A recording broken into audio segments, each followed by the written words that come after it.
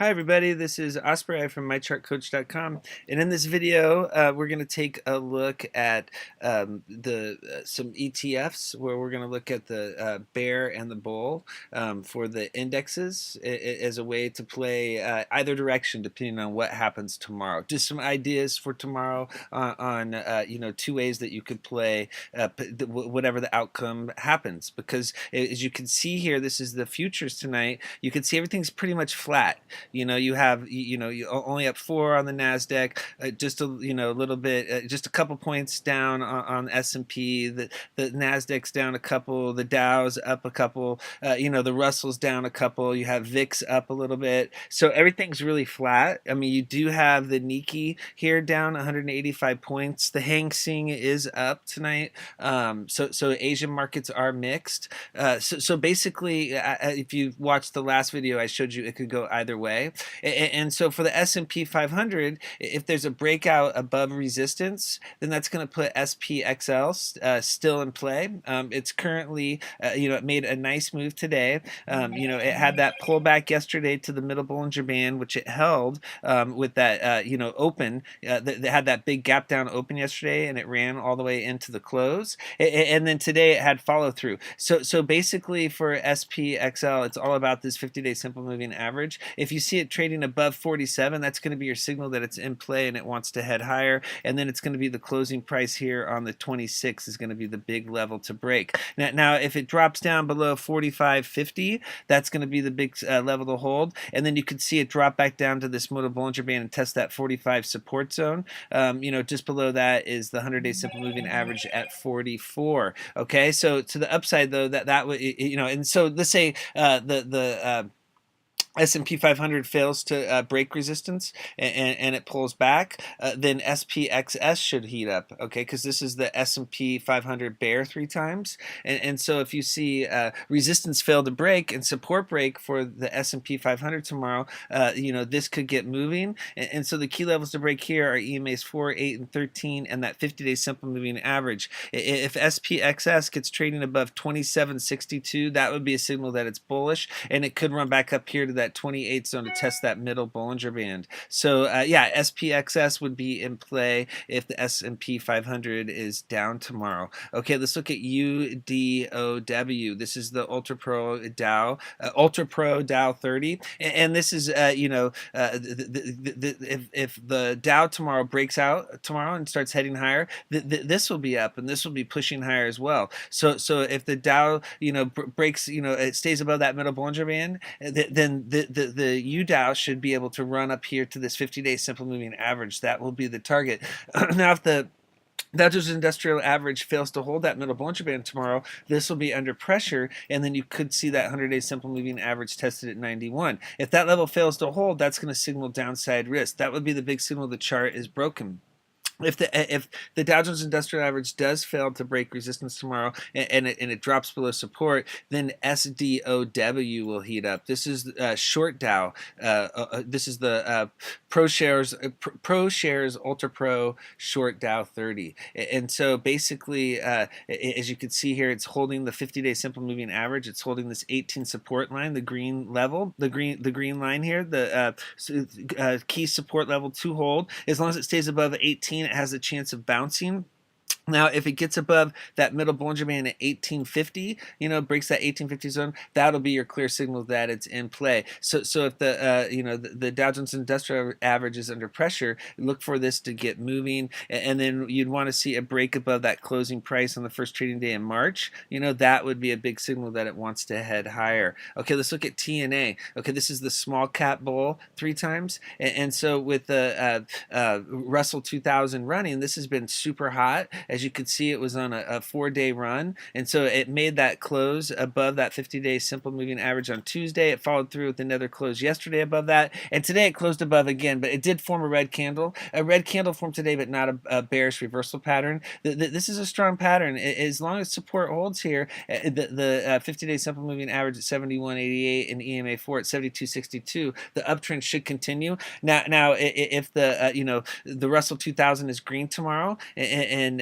this should continue pushing higher. This should keep the uptrend going. If the Russell 2000 is under pressure, this will start to pull back. If you see TNA drop below the 50-day simple moving average, that would be a big red flag for the small caps, and that would mean that TZA would be heating up. This is the Drixon Daily small cap bear 3 times, and so this goes up when the small caps go down. And so as you can see here, it's trying to bounce today. It had this big 4-day pullback. It's currently below EMA4 at 1129. So you will know that the bears are taking over if you see TZA trading above 1129. If it closes above that level, that could signal the start of the bounce, similar to this close on the 27th. It was below EMA4, it closed above, and then it got a little rally going. So yeah, we'll keep an eye for that break above 1130 if the markets are red tomorrow. Okay, let's look at TECL. This is the technology bull 3 times. Okay, so now with NASDAQ being so hot,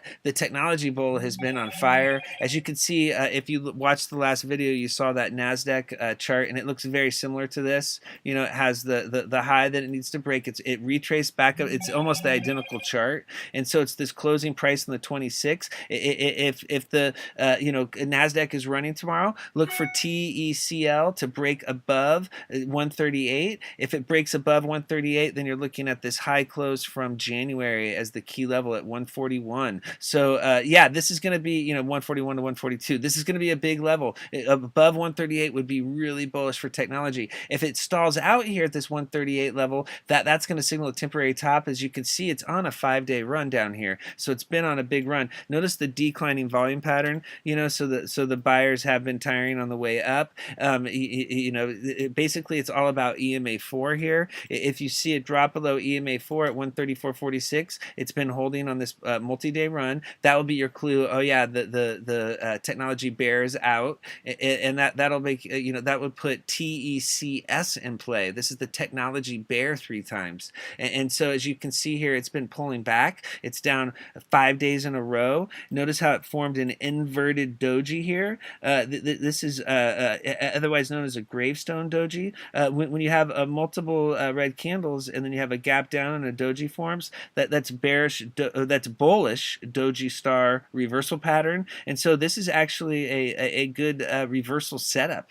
So TECS is set up for a bounce tomorrow.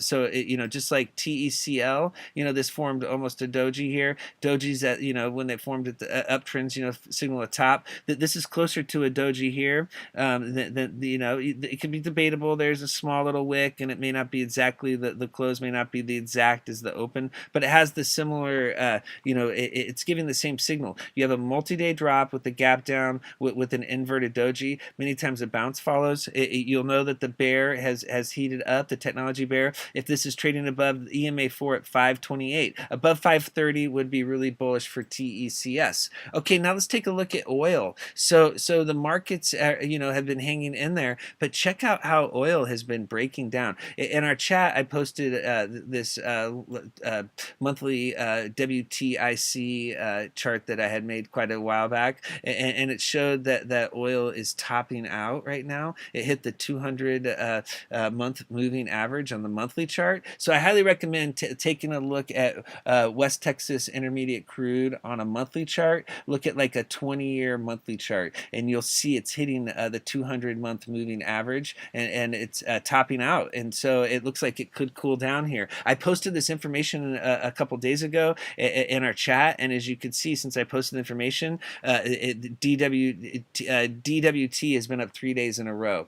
So yeah, it pays to be in the chat. I'm putting out tons of information on lots of different ways to make money in the markets. As you can see here, if it holds above the middle Bollinger Band at 1258, that level turns into support, that could signal the possible start of a new uptrend. The close above the 50-day simple moving average yesterday was bullish. That had been resistance since support broke back here, and so that was the first close above. These candles did not close above. They actually closed below the 50-day simple moving average, and so this was the first close above. That was your signal that it's ready to head higher. And so above 1258 for this is DWT. This is the inverse crude. This is shorting oil, and so what we'd be looking for is a retrace back up here to this 1425 zone. So yeah, it looks like oil could, it could take a breather here. If it stays above, if DWT stays above 1250, then you will know that the oil bear is currently in charge. Okay, so take a look at UWT. This is what you trade if oil's going up.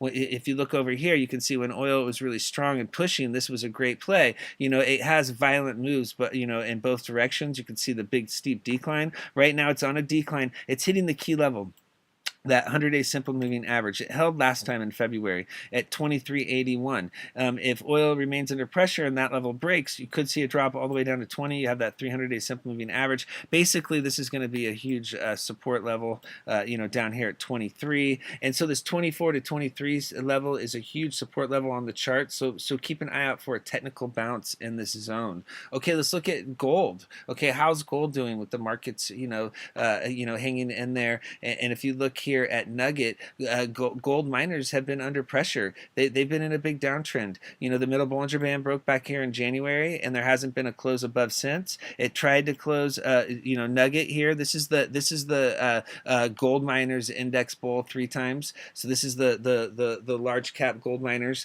and so basically it hit that middle Bollinger Band and it failed to break and it pulled back. Today it did form a doji, so it could get a bounce going. It needs to get above EMA 4 at 23.59. Once it's closes above the middle Bollinger Band, that's when you'll be like, okay, gold is back. And why I say that is, look over here. It was below the middle Bollinger Band. It closed above on the 18th of December, and that's when this big uptrend started. Okay, the big downtrend started the day it closed below the middle Bollinger Band, right? And so once it finally closes above, that should be our signal. It's ready to head higher, and then we'll be talking about a push back up to that 50-day simple moving average. Until then, it's best just to be on the sidelines. This is kind of no man's land down here. It's better to wait for the chart to give us a clear picture on the direction. Okay, look at DUST here. This is the bear. This is the gold miner bear 3 times, and this has a little clearer picture of what needs to happen. It's all about this blue line in this chart. That's the 300-day simple moving average. If the 300-day simple moving average at 28.29 breaks and you see it close above, it's going to be a clear signal that gold, the gold bear is in charge, the gold miner bear,